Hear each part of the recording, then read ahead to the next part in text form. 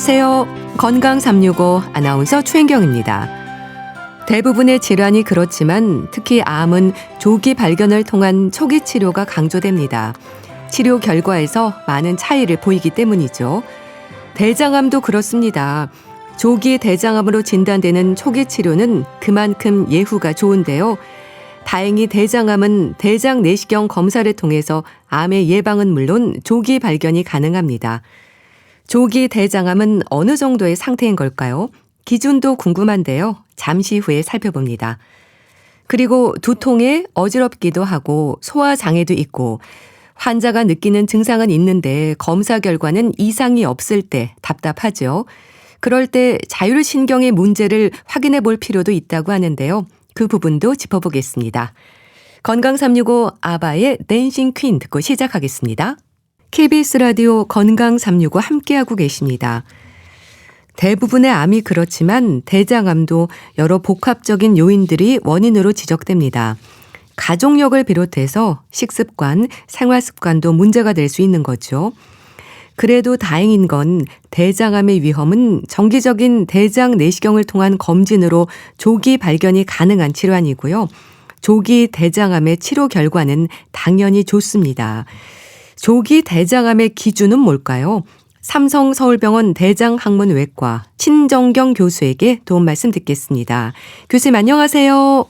네, 안녕하세요. 삼성서울병원 대장학문외과 신정경입니다. 네, 반갑습니다. 대장암도 초기에는 증상이 없죠?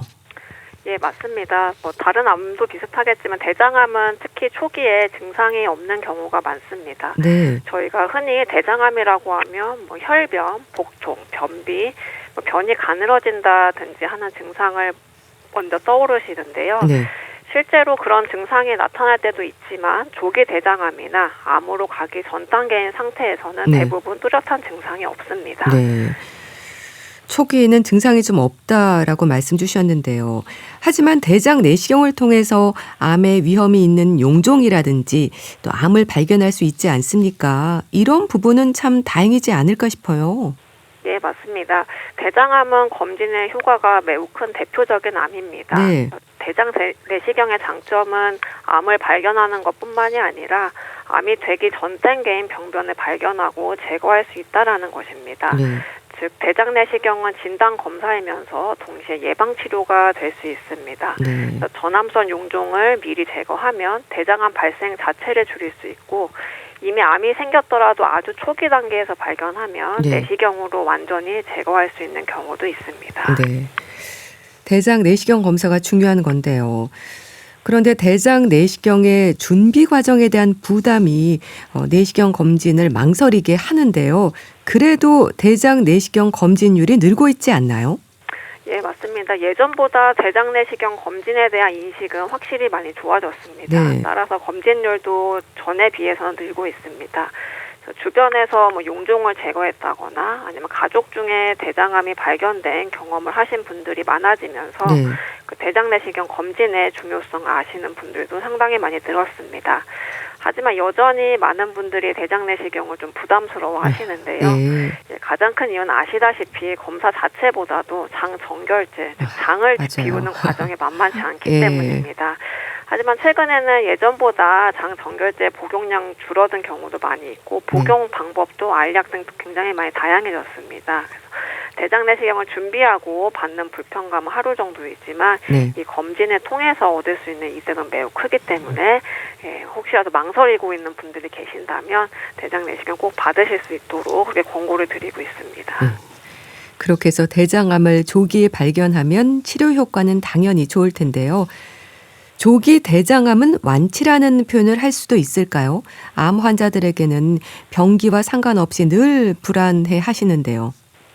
그렇죠. 우리가 조기 대장암은 이제 그 단어에서도 아시겠지만 치료 결과는 매우 좋기는 합니다. 네.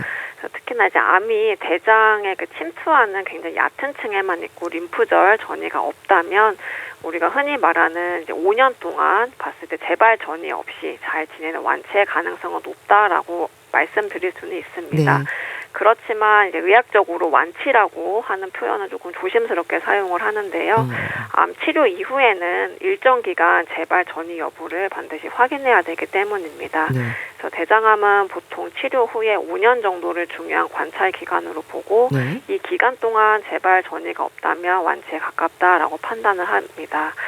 따라서 조기 대장암을 발견하면 완치를 기대할 수 있는 암은 맞습니다만 네. 치료 후에도 정해진 일정에 따라서 대장 내시경, 혈액 검사, 영상 검사 등을 받으면서 재발이나 전이 없이 잘 지내는지 확인하는 것이 중요하겠습니다. 조기 대장암과 초기 대장암은 같은 의미인가요? 일상적으로 비슷하게 쓰는 경우가 많지만 의학적으로는 약간 구분해서 좀 설명을 할 필요가 있습니다. 네. 일반 분들이 이제 초기 대장암이라고 말할 때는 보통 병기가 낮은 암, 즉 저희가 암을 1기, 2기, 3기, 4기로 이렇게 나누게 되는데 1기 정도의 암이라고 생각을 하시면 되겠습니다. 네. 그에 반면에 조기 대장암은 병기와 완전히 같은 말은 아니고요. 그 조기 대장암은 암이 대장벽의 점막층 또는 점막 하층까지 얕게만 침범한 상태를 말합니다. 그래서 여기서 중요한 거는 조기 대장암이라고 해서 네. 모두 똑같이 안전한 것은 아니라는 거고요. 점막층에만 있는 암은 림프절 전이 가능성이 매우 낮기는 합니다. 하지만 침투가 점막 하층까지 조금 얕게 침투를 했더라고 하더라도 이 중에서 일부에서는 림프절 전이가 발생을 할 수가 있고요. 이 경우에는 대장암 3기로 넘어가기 때문에 조기 대장암이라고 모두 초기 대장암은 아닙니다. 조기 대장암의 기준은 구체적으로 어떻게 되나요? 예, 그 조기 대장암은 앞서 말씀드린 것처럼 병기보다는 암이 대장벽을 얼마나 깊이 침범했는가 여부로 이해하시는 것이 조금 더 정확하겠습니다. 대장벽은 저희가 흔히 쉽게 이해하시기 위해서 4층으로 이루어졌다고 설명을 드리는데요. 네. 가장 안쪽부터 점막층, 점막 하층, 근육층, 장막 하층으로 이루어져 있습니다.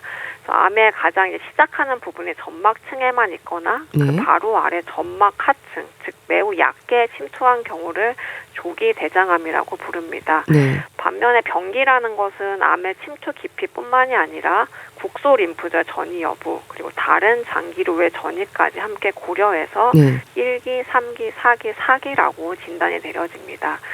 그래서 쉽게 정리를 하자면 조기 대장암은 암이 대장벽 안에서 얼마나 얕은 위치에 있느냐를 의미하는 것이고 병기는 암이 몸 전체에서 네. 어디까지 퍼졌느냐를 의미한다라고 이해를 하시면 되겠습니다. 네. 또 암세포가 점막층과 점막 아래층의 두 개 층에 머문 상태뿐 아니라 대장 바깥쪽에 림프절에 전이가 됐어도 조기 대장암 진단을 받는다고 하던데 그런가요? 네, 이 부분이 상당히 좀 헷갈릴 수 있는 부분입니다. 그래서 예. 조기 대장암이라는 용어는 기본적으로 말씀하신 것처럼 암의 점막 하층까지 머물러 있는지를 보통 기준으로 합니다. 네. 그렇지만 드물지만은 암의 깊이, 침투 깊이는 얕아도 림프절 전이가 동반되는 경우가 있습니다. 즉 점막층에만 사실 있는 암은 림프절 전이 위험이 거의 없습니다. 하지만 점막 하층까지 침범한 대장암에서는 이 중에 일부 환자에서는 국소 림프절 전이가 함께 발견이 됩니다. 네. 그래서 이렇게 국소 림프절 전이가 있는 경우에는 조기 대장암의 범위를 벗어났다라고 이제 생각을 하시면 되겠고요. 그래서 침투 깊이는 낮지만 국소 림프절을 전이가 동반된 경우는 3기 대장암에 해당이 된다라고 말씀드릴 수가 있겠습니다. 대장암이 의심되면 조직 검사를 하잖아요. 그때 조직 검사상의 불편은 없나요? 그러니까 내시경 자체가 항문으로 삽입하는 거라서 조직 검사에 대해서도 부담을 느끼지 않을까 싶은데요. 네, 그렇죠. 그래서 대장 내시경 중에 사실 조직 검사는 대부분은 환자분들이 느끼기에는 큰 불편감이 없이 시행이 됩니다. 왜냐하면 대장 안쪽 점막에는 막 피부를 찌르는 것처럼 그 통증을 예민하게 느끼는 신경이 없기 때문에 네. 조직 검사를 추가로 한다고 해서 이제 받으시는 분이 날카로운 통증을 느끼는 경우는 굉장히 드뭅니다. 그래서 조직 검사 후에 사실은 이제 뭐 소량의 출혈이 있다거나 대장 내시경에 가스를 넣고 하는 검사이기 때문에 후에 이제 불편감 이런 것들은 있을 수 있지만 조직 검사 자체로 인한 불편감이나 이런 것들은 사실은 거의 없다라고 이해하시면 되겠습니다. 그렇게 조기 대장암으로 확인되면 내시경적 절제술로도 치료가 되는 걸로 알고 있습니다. 좀 설명해 주세요. 예, 좀 아시는 것처럼 일부 조기 대장암은 내시경적 절제술만으로도 치료가 가능합니다. 네. 특히나 이제 암이 점막층에 아주 얕게 국한되어 있거나 점막하층에서도 그중에 3분의 1에 해당되는 아주 얕게 침범했을 경우에는 네. 내시경적 절제술만으로 충분할 수 있습니다. 하지만 저희가 모든 조기 대장암이 절제를 했다고 끝나는 것은 아닙니다. 내시경으로 이제 병변 부분을 제거한 후에 이제 병리 결과를 확인을 하게 되는데요. 이건 현미경으로 이제 조금 더 정확하게 보는 검사입니다. 이 경우에 이제 저희가 림프절 전이 위험이 높다고 판단되는 몇 가지 주되게 보는 위험 요인들이 있습니다. 그래서 이 요인에 해당되는 경우에는 비록 얕게 침투해서 내시경적 절제술로 잘 제거는 했지만 림프절 전이 위험이 높은 인자를 가지고 있을 경우에는 추가적인 근치적 수술을 필요로 하게 됩니다. 내시경 절제술은 전신 마취도 필요 없는 거죠? 예, 대부분의 내시경 절제술은 전신 마취 없이 시행이 됩니다. 그래서 보통은 수면 내시경처럼 진정 상태에서 시술을 진행을 하고 있고요. 다만 이제 병변의 크기가 매우 크다거나 위치가 굉장히 까다로운 위치에 있다, 내지는 조금 내시경 절제술에 필요한 시간이 길어질 거로 예상이 될 경우에는 병원 상황이라든지 환자분 컨디션에 따라서 마취 방식은 조금씩 달라질 수는 있습니다. 또한 전신 마취는 필요 없는 경우가 많지만 내시경 절제술 후에는 출혈이나 천공 같은 합병증 가능성이 있기 때문에 보통은 일정 시간 관찰을 위해서 입원하여 진행하는 경우들도 많이 있습니다. 다시 수술하지 않아도 내시경 절제만으로도 재발이나 전이 위험은 걱정하지 않아도 될까요? 예, 요 질문이 사실은 이제 요 내시경 절제술을 받은 분들이 가장 궁금해하는 것 중에 하나일 것입니다. 예, 그래서 내시경으로 이제 암이 깨끗하게 제거되고 말씀드린 이제 최종 병리 검사에서도 림프절 전이 위험을 높이는 위험 소견이 없다면 재발이나 전이 위험은 상당히 낮습니다. 그래서 이런 경우에는 추가적인 수술 없이 추적 관찰을 하게 됩니다. 하지만 병리 결과에서 림프절 전이 위험성을 높이는 위험 소견을 가지고 있다면 조금 이야기가 달라집니다. 여기서 제가 계속 말씀드렸던 이 위험 소견이라고 하는 거 조금 더 좀 자세히 말씀을 드리면 저희가 현미경으로 봤을 때 림프관, 혈관, 신경을 침범한 경우, 그리고 암세포의 분화도가 나쁜 경우, 그다음에 점막하 침범을 했지만 그게 뿌리가 또 깊은 경우가 있습니다. 3분의 1 이상으로 좀 깊게 침범한 경우, 그다음 내시경적 절제술로 충분하게 절제만을 확보하지 못하고 절제한 경우에는 림프절에 미세 전이가 있을 가능성이 있기 때문에 이 경우에는 내시경 절제만으로 끝나는 것은 아니고 추가적인 근치적 수술을 고려하는 경우에 맞겠습니다. 관련해서 교수님을 중심으로 치료에 대한 연구가 있던데요. 내용을 좀 설명해 주시면 좋겠어요. 예, 저희 연구는 이제 내시경으로 조기 대장암을 이제 절제한 이후에 어떤 환자에게서 추가 수술이 필요한지를 조금 더 구체적으로 판단하기 위한 연구였습니다. 그래서 이 경우는 뭐 새로운 기준이라든지 이전에 없던 결과는 사실은 아니고요.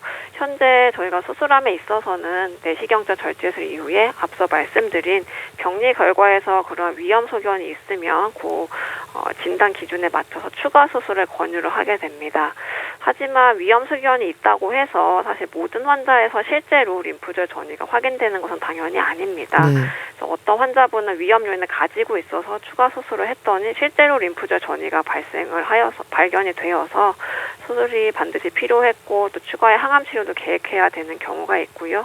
또 어떤 분은 같은 기준에 의해서 수술을 진행했지만 림프절 전이가 없는 것으로 최종 확인되는 경우도 있습니다.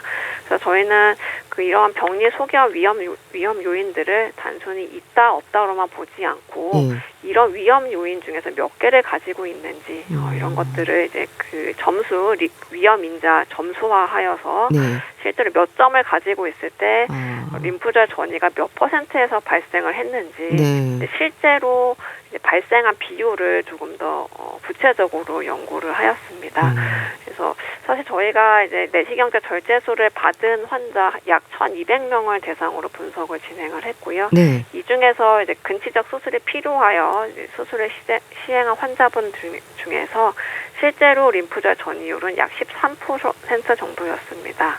그래서 아까 말씀드린 위험 요소들을 이제 많이 가지고 있을수록 사실은 당연히 림프절 전이율의 확률은 높았다라는 거고요. 특히나 2개 이상을 가지고 있는 환자군에서는 림프절 전이 위험이 상당히 뚜렷하게 높았습니다. 그래서 이 연구는 이제 환자에게 이런 요인이 있으니 근치적 수술이 필요합니다라고 말씀드리는 것만이 아니라 환자분의 종합적인 이제 위험 요인을 평가를 하면 림프절 가능성이 몇 % 정도입니다라고 조금 더 정확하게 설명을 드릴 수 있는 틀을 만들었다라는 점입니다. 네. 그러니까 위험 인자가 많으면 이제 림프절 전이 위험이 높다고 말씀 주셨는데요. 이런 연구 내용을 바탕으로 현재 치료 방침을 생각할 때 앞으로 임상적으로 어떻게 활용이 될 수 있을까요? 이제 가장 중요한 활용 어떻게 보면 이제 환자분과 의사가 함께 치료 방향을 결정하는데 도움을 줄 수 있다라는 것입니다. 요즘 환자분들도 굉장히 많은 공부를 해서 오시고요. 그래서 특히나 내시경으로 이제 조기 대장암을 제거를 했는데 또 근무치적 수술을 전신 마취하고 큰 수술을 받아야 한다라고 하니 이제 큰 고민에 빠져서 오시는 분들이 많습니다. 그렇죠. 그래서 내시경으로 이미 암을 제거했는데 꼭 수술해야 되나요? 그리고 수술을 안 하면 재발을 많이 하나요? 그리고 수술을 정말 받아야 되는지 고민됩니다라고 이제 하는 분들이 상당히 많습니다. 그래서 이럴 경우에 단순하게 이런 위험 소견이 있으니까 수술이 필요합니다라고 이제 드리는 것보다도 이러한 요인을 가지고 있어서 실제로 수술했을 때 환자분 같은 경우에는 예를 들어서 약 30% 아니면 약 70%에서 림프절 전이가 발생할 가능성이 높습니다라고 이제 조금 더 구체화해서 설명을 드리게 되면 이제 그 수술을 받아야 되는 이유 및 수술 후에 어떤 결과가 나올지에 대해서 조금 더 구체적으로 잘 이해하실 수가 있겠습니다. 별개로 교수님은 또 하나의 연구에도 참여를 하셨던데요. 암 환자들의 스트레스 정도가 재발이나 사망률에 영향을 준다는 내용이던데요. 이건 어떤 의미일까요? 이거는 이제 조기 대장암뿐만 아니라 이제 진행성 대장암, 그리고 대장암뿐만이 아니라 사실 암으로 진단을 받으면 굉장히 처음엔 충격을 많이 받게 되지요. 그러시죠. 그래서 내가 관리 되게 잘했는데 왜 암에 걸렸을까요? 그리고 수술이 가능할까요? 전이 됐을까요? 등등의 이제 많은 걱정이 이제 한 번에 몰려오게 됩니다. 그래서 이렇게 대장암 진단을 받은 환자분들이 처음 진단 시점에 느끼는 이제 심리적인 고통, 즉 이걸 디스트레스라고 말씀을 드리는데요. 이게 이제 치료 결과와 관련이 있는지를 본 연구입니다. 그래서 저희 연구에서는 이제 대장암 환자분들의 진단 당시에 느끼는 디스트레스 정도를 점수로 이제 주관적으로 환자분을 직접 체크해서 평가를 진행을 하였습니다. 그래서 약 1,400명의 이제 절제 가능한 대장암 환자분들 중에서 진단 당시에 중증도 스트레스를 가지고 있는 분들이 한 60% 정도였고요. 그거를 지나서 심한 스트레스를 보인 분들이 15% 정도에서 관찰이 되었습니다. 그래서 심한 디스트레스군은 비교적 낮은 디스트레스군과 비교했을 때 실제로 재발 또는 사망 위험이 좀 높게 관찰은 되었습니다. 하지만 여기서 중요한 건 이 결과가 단순히 스트레스 많이 받으면 암이 재발한다, 영향이 좋지 않다, 이렇게 생각을 하시면 안 되겠고요. 암의 재발은 당연히 처음에 병기 그리고 림프절 전이 수술과 항암 치료 여부가 가장 중요하게 이제 작용을 하는 요인들이고, 하지만 우리가 일상적으로 생각했던 이런 의미뿐만이 아니라 정신적인 스트레스도 실제로 암의 예후에 영향을 줄 수 있는 중요한 요인이기 때문에 이에 대한 중재 치료도 반드시 필요하다라는 의미라고 생각을 하시면 되겠습니다. 또 진료실에서도 참 궁금한 건 많은데 막상 뭘 물어봐야 할지 몰라서 더 스트레스를 받기도 할 것 같아요. 네, 맞습니다. 참 긍정적인 마음을 가지려고 해도 잘 안 되는 게 현실인데 이제 임상에서 확인된 부분이라는 결과니까 쉽지 않지만 암 환자들의 스트레스 관리에 대한 노력이 좀 필요하겠네요. 예, 맞습니다. 근데 말씀하신 것처럼 이게 참 마음만 먹는다고 되지는 않는 부분이 가장 크죠. 나 마음 편하게 먹어야지 하지만 그게 쉽지 않습니다. 그래서 저희가 그래서 뭐 마음을 뭐 강하게 먹고 치료 받으셔야죠. 사실 이런 식으로 그냥 접근을 하면 안 되고요. 네. 암 진단을 받고 불안하고 우울하고 앞으로 어떻게 해야 되지라고 무서운 거는 사실 너무나 자연스러운 반응입니다. 이게 이제 환자분이 뭐 의지가 약해서 정서적으로 불안해서 그런 건 절대 아니고요. 네. 중요한 거는 이제 이러한 디스트레스 정도가 어느 이상으로 좀 높아졌을 때는 이게 암의 예후에도 분명히 영향을 미칠 수가 있기 때문에 네. 이에 대해서 이제 적극적인 치료가 필요하다라는 것입니다. 그래서 실제로 저희 병원에서도 암 환자분들이 처음 진료를 받으러 오실 때 디스트레스 정도를 측정을 하는 거를 이제 저희가 보편화하였습니다. 네. 그래서 일정 점수 이상으로 스트레스 지수가 높게 확인이 되면 네. 단순히 마음을 편히 가지세요라고 말씀드리는 게 아니라 암교육센터 또 상담 프로그램, 정신건강의학과, 사회복지팀 등 필요한 지원으로 연계를 해서 네. 환자분의 디스트레스에 대한 중재 치료를 받으면서 치료 과정을 더 안정적으로 견딜 수 있도록 실제로 도움을 드리고 있습니다. 네. 참 그러다 보니까 확인되지 않은 그렇다더라 식의 얘기들에도 민감해질 텐데요.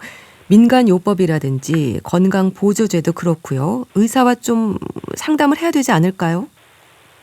그렇죠. 근데 요즘에는 이제 환자분들이 뭐 이런 거 누가 주셨는데 네. 먹어도 되나요라고 물어보시는 경우들이 꽤 많이 있어요. 저는 이것도 상당히 어떻게 보면 좀 긍정적이라고 생각을 하는데 네. 가끔 가다가 사실은 뭐 다들 주변에 좋다라고 챙겨주시겠지요. 근데 이제 너무 좀 과하게 드시게 되면은 그로 인한 부작용도 분명히 있을 수가 있습니다. 네. 그래서 이제 뭐 치료를 받는 과정에서는 뭔가 새로운 거를 드시려고 할 때에는 의료진과 상의를 통해서 사실은 좀 확인하고 복용해 주시는 것이 좀 바람직하다라고 할 수가 있겠습니다. 네. 대장암의 조기 발견 또 치료 과정에서의 마음 관리까지 강조하고 싶은 말씀 또 주시죠. 뭐 대장암에서 사실 가장 강조드리고 싶은 말씀은 우선은 조기 발견입니다. 네. 첫째로 이제 처음에 시작했을 때 말씀드린 것처럼 대장암은 조기 발견이 매우 중요하고 또 조기 발견이 충분히 가능한 암입니다. 그래서 초기에는 증상이 없는 경우가 많기 때문에 네. 증상이 나타난 이후에 검사를 받으면 조금 진행된 상태에서 발견될 수가 있습니다. 따라서 정기적인 대장 내시경 검진을 통해서 용종을 발견하고 제거하면 대장암을 예방할 수 있고 암이 생겼더라도 조기에 발견하면 치료 결과가 매우 좋습니다. 또한 둘째로 이제 조기 대장암이라고 해서 네. 모두가 같은 치료를 받는 것은 아닙니다. 그래서 어떤 경우에는 내시경적 절제술만으로도 충분하지만 네. 어떤 경우에는 그 이후에 근치적으로 추가 수술이 필요합니다. 그래서 그 차이는 이제 내시경으로 잘라진 암 조직을 현미경으로 분석한 병리 결과에 따라서 결정이 된다라고 말씀드릴 수 있겠습니다. 그리고 마지막으로 조기 대장암뿐만이 아니라 그냥 네. 암 환자분들에게 암 치료 과정에서 마음 관리도 굉장히 중요하다라고 말씀을 드리고 싶고요. 네. 암 진단을 받고 불안하고 너무 걱정 많은 거 당연하지만 그 불안감이 일정 수준을 넘어서는 수준으로 갔을 때에는 이것도 하나의 중재 치료가 필요한 위험한 요인이기 때문에 네. 본인이 이제 잘 조절이 안 된다라고 생각을 하신다면 반드시 의료진과 상의해서 이에 대한 적절한 치료가 들어가야지 되겠습니다. 네. 조기 대장암에 대한 말씀 잘 들었습니다. 삼성서울병원 대장학문외과 신정경 교수와 함께했는데요. 말씀 감사합니다. 예, 감사합니다. KBS 라디오 건강365 함께하고 계신데요. 잔나비의 쉬 듣고 다시 오겠습니다. KBS 라디오 건강365 함께하고 계십니다. 가슴이 두근거리기도 하고 불면증도 생겼고 어지럽고 입맛도 없고 증상에 대한 검사를 해도 결과는 이상이 없을 때 환자 입장에서는 참 답답합니다. 꾀병도 아닌데 검사 결과에서 정상이라는 말을 듣게 되는 거죠.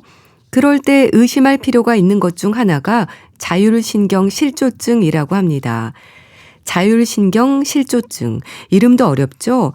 어떤 문제인 걸까요? 신경과 전문의 장민욱 원장에게 도움 말씀 듣겠습니다. 원장님 안녕하세요. 네, 안녕하십니까? 자율신경 실조증이라는 말이 익숙치는 않은데요. 여러 증상들의 원인일 수 있다고 들었습니다. 네, 자율신경이라는 말은 우리 몸의 자동 조절 시스템 스위치다 이렇게 생각하시면 되는데요. 네. 이 시스템이 망가지면서 신체의 여러 가지 원인을 알 수 없는 다양한 증상들이 나타납니다. 네. 뭐 의식적으로 우리가 조절할 수 없는 것들이 많죠. 호흡이라든지 소화시키는 능력, 심장 박동, 뭐 체온이나 혈압 같은 거는 내 마음대로 조절하는 게 아니잖아요. 그렇죠. 이런 것들을 조절해주는 시스템이 바로 자율신경 시스템입니다. 네. 이게 망가지는 병인 거죠. 그럼 자율신경실조증이라는 게 구체적으로 어떤 문제인 건가요?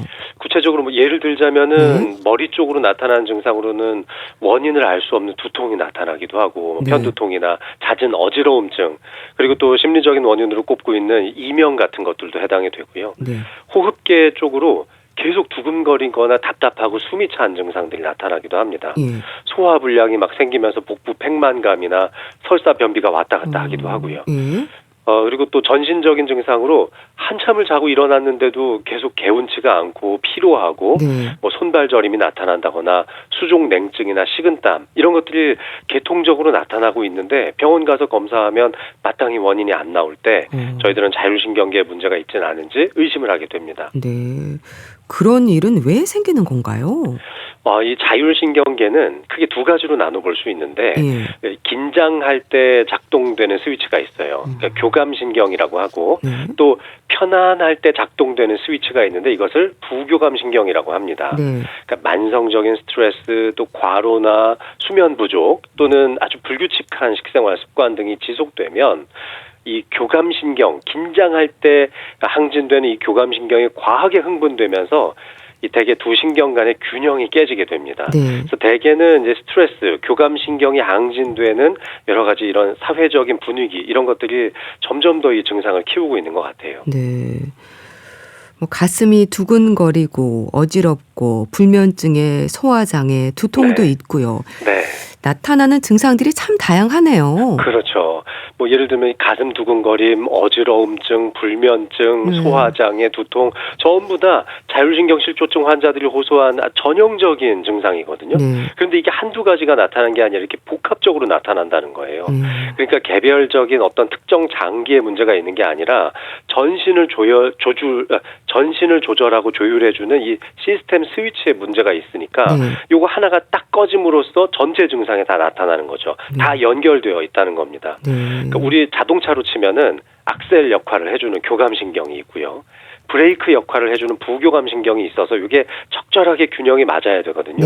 그런데 계속 스트레스 받고 피로감에 굉장히 막 우리가 지쳐 있고 그러면 이 균형이 깨지면서 엄청난 연쇄 반응이 일어나는데 엑셀을 계속 밟고 있으면 자동차가 점점 과열될 거 아니겠습니까? 그렇죠.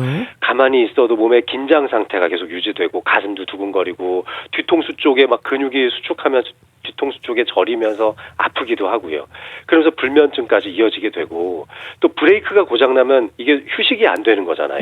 자동차도 좀 과열된 걸 시키면서 가야 되는데 소화나 휴식을 담당하거든요. 이 부교감신경이. 근데 브레이크가 고장나면서 제 역할이 안 되니까 이 여러 가지 장기들의 그러니까 소화 기능을 담당하는 장기들의 문제가 생기고 또 혈압 조절에도 문제가 생기면서 혈압이 많이 떨어지기도 합니다. 이러면서 순간적으로 어지러움증을 느끼기도 하죠. 참 그렇게 복합적인 증상들이 나타난다는 건데요. 네. 그런데 증상을 겪는 환자는 답답한데 검사 결과는 정상으로 나오는 경우가 많다니까 그게 더 답답하겠어요. 그렇죠. 환자분들은 몸은 굉장히 힘들어요. 뭐 진짜 부서질 듯이 아프다. 정말 견딜 수가 없다. 이렇게 얘기도 하는데 병원 가봐야 검사했는데 자꾸 정상이라고 하니까 정말 환자 입장에서는 시쳇말로 진짜 빛을 노리시거든요. 이런 현상이 일어나는 게 이 현대의학이 일반적인 이런 검사 방식을 기존에 계속 하던 방식이 이 자율신경 실조증 검사 방식하고 너무 다르기 때문에 그래요. 그러니까 본인이 뭘 잘못해서 그런 거 아니니까 자책하시지 마시고요. 기존에 우리 의학계가 하던 검사 방식은 대부분 뭐 MRI, CT, 혈액 검사, 뭐 내시경 검사 이런 거 하잖아요. 그러니까 이게 구조적인 문제나 손상을 잡아내는 거거든요. 그런데 자율신경 실조증이라는 건 뭐 위장이나 심장이나 이런 장기는 다 멀쩡하게 생겼는데 이걸 움직이게 해주는 조절 스위치가 고장난 거거든요. 그러니까 전선의 흐름이 안 좋은 거예요. 그러니까 아무리 눈으로 들여다봐도 그 흔적이 별로 안 보이거든요. 나쁘다라고 얘기할 만한 건 없는데 그러니까 의학 의학적으로는 정상이다. 환자분 보고는 스트레스다, 신경성이다 이렇게 얘기를 할 수밖에 없던 게 지금 현대의학이 가지고 있는 어떤 기존의 관행상 해왔던 한계점인 거죠. 그렇군요.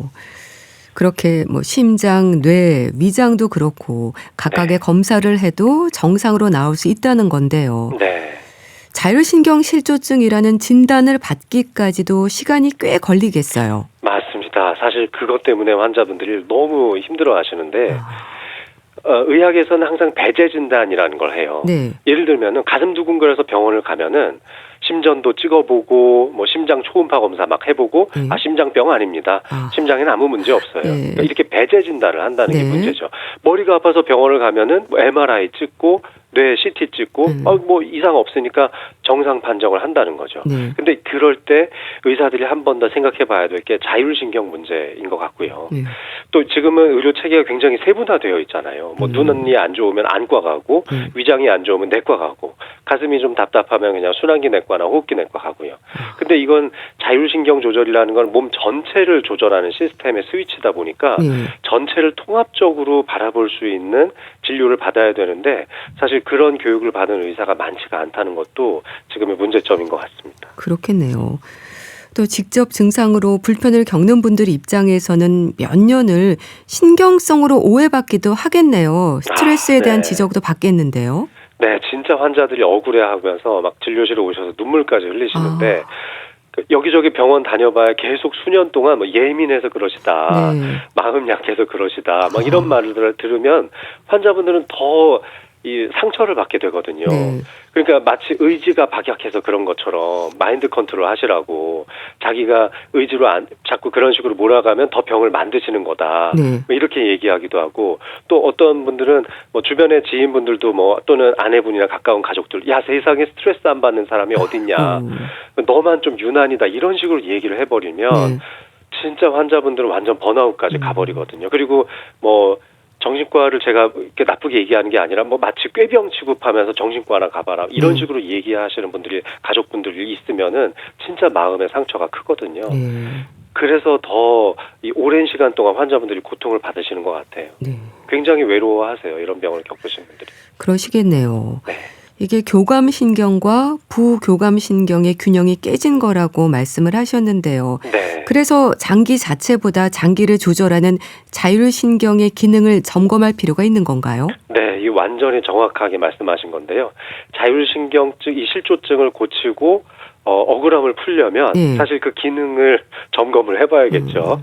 그러니까 지금까지 뭐 해왔던 피검사, 위내시경 이런 것보다는 이런 각 장기가 망가졌는지를 보는 것보다는 이것을 조절해주는 시스템, 하드웨어가 아니라 소프트웨어에 문제가 있는지 그 스위치에 문제가 있는지를 점검하는 게 중요하겠습니다.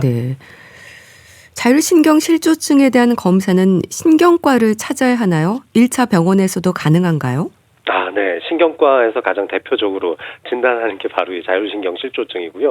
그래서 주변에 아마 둘러보시면 신경과 간판을 달고 있는 그 의원들이 많이 있을 거예요.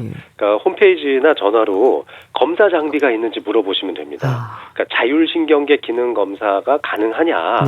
요거 한마디만 딱 물어보시면은 이 병원 가도 되겠다 이렇게 판단하실 수 있겠습니다.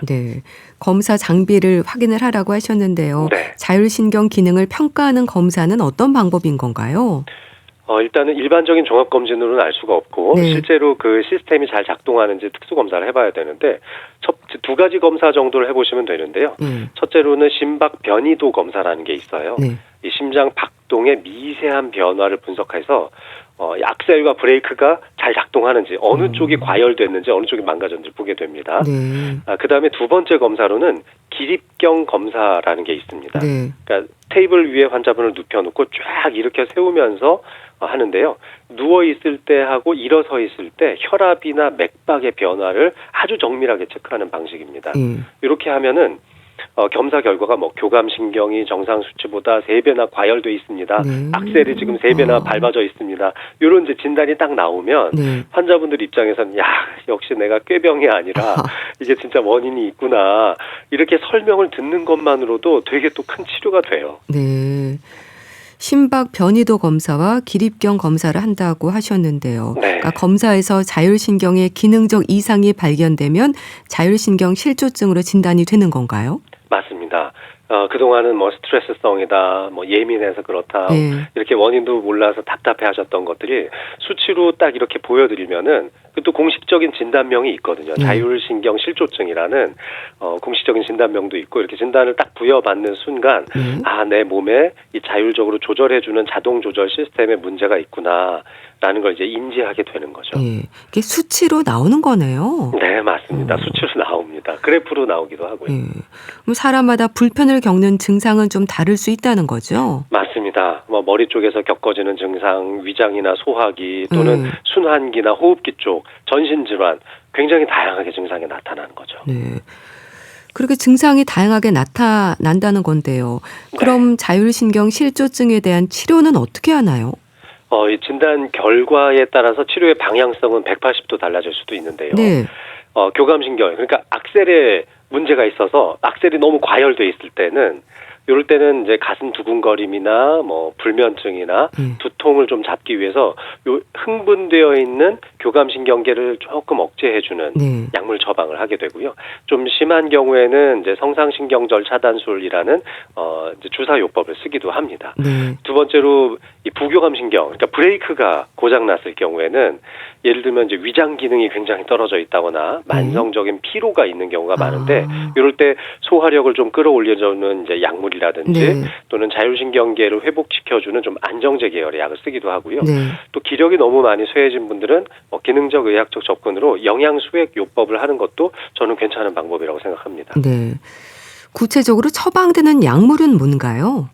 뭐 예를 들면 이제 악셀을 좀 이렇게 가라앉혀주는 교감신경을 가라앉히는 약으로는 심장 박동을 좀 안정시켜주는 이제 베타 차단제 계열의 약을 쓰기도 하고요. 또 과도하게 흥분된 이 뇌기능, 너무 막 과흥분돼 있어서 불면증이 생기고 긴장감이 높으신 분들은 항불안제 계열의 이 신경안정제를 처방을 합니다. 또 수면에도 좀 도움이 되는 약을 쓰기도 하고요. 그 다음에 이 신경전달 물질 중에 행복감을 나타내주는 이 세로토닌이라는 게 있는데 이게 자율신경계 전반적인 능력을 좀 끌어올리는 데 도움이 됩니다. 그러니까 이게 항우울제거든요. 이런 것들이 만성통증이나 무기력증이 있을 때 아주 효과적입니다. 그리고 두 번째로 이제 브레이크가 고장났을 때 이럴 때는 조금 전 말씀드렸던 이런 위장관 운동성을 좋아지게 하는 약을 좀 많이 쓰기도 하고요. 그 다음에 혈압이 너무 떨어져서 기립성 저혈압 같은 게 나타나시는 분이 있거든요. 이럴 때는 미도드린이라고 하는 혈관을 약간 조여주는 약, 그래서 혈압이 너무 떨어지지 않게 미세하게 좀 올려주는 약을 쓰기도 합니다.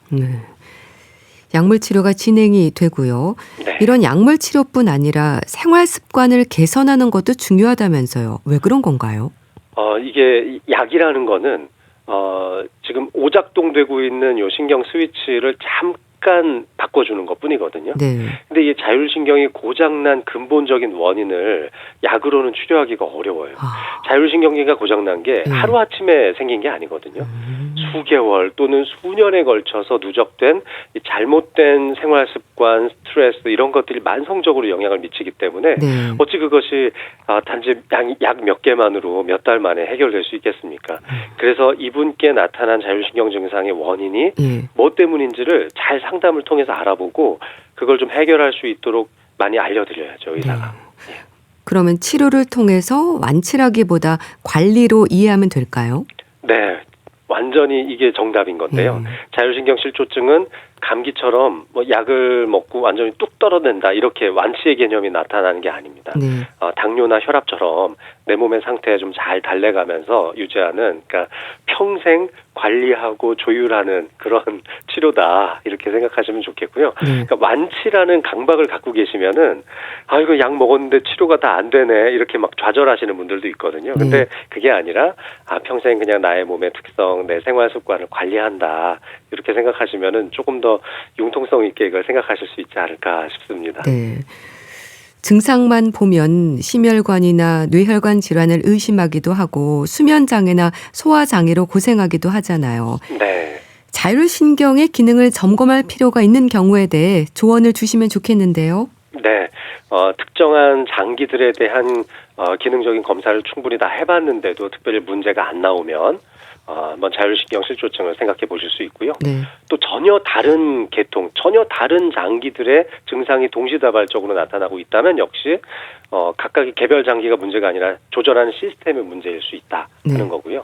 또 세 번째로는 자세의 변화 또는 환경적인 변화에 따라서 굉장히 급격하게 증상이 변하시는 분들이 있어요. 이런 분들도 한 번쯤 의심해 보시면 좋을 것 같습니다. 네, 잘 들었습니다. 오늘은 자율신경 실조증에 대해서 알아봤는데요. 신경과 전문의 장민욱 원장과 함께했습니다. 감사합니다. 네, 고맙습니다. 언터처블의 다 줄게 보내드리면서 인사드릴게요. 오늘 방송은 KBS 콩 유튜브 채널로도 다시 들으실 수 있습니다. 건강365 아나운서 추인경이었습니다. 고맙습니다.